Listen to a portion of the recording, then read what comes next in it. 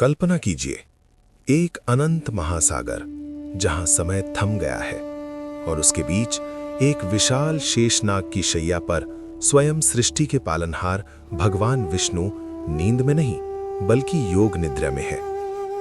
लेकिन सवाल यह है, क्या भगवान भी सोते हैं या फिर ये कोई ब्रह्मांडीय रहस्य है जिसे हम समझ नहीं पाए। क्षीर सागर की लहरें धीमे धीमे हिल रही थीं। हर लहर में जैसे अनगिनत ब्रह्मांड जन्म ले रहे थे और विलीन हो रहे थे। शेषनाग के फनों पर विष्णु लेटे थे, चेहरे पर ऐसी शांति जो करोड़ों योगियों के ध्यान से भी गहरी थी, और उनके चरणों में देवी लक्ष्मी मौन सेवा में लीन थी। लेकिन ये कोई सामान्य निद्रा नहीं थी, ये थी योग निद्रा। तभी ब्रह्मांड में वीणा की ध्वनि गूंज उठी, नारायण नारायण। देवर्षि नारद प्रकट हुए। उनकी आंखों में जिज्ञासा थी और मन में एक प्रश्न, हे विष्णु, यदि आप सो रहे हैं तो सृष्टि का संचालन कौन कर रहा है। विष्णु ने धीरे से आंखें खोली और उस दृष्टि में पूरा ब्रह्मांड चमक उठा।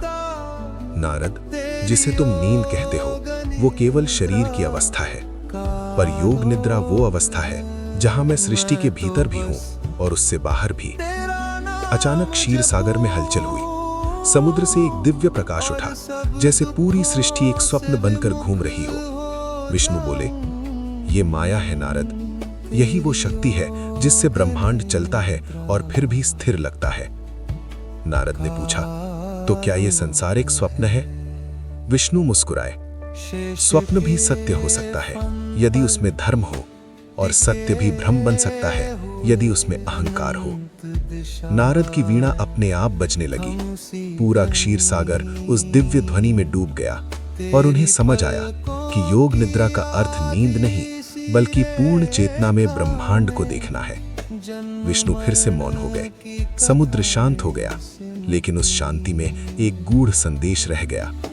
सृष्टि एक स्वप्न है और जागरण ही मोक्ष।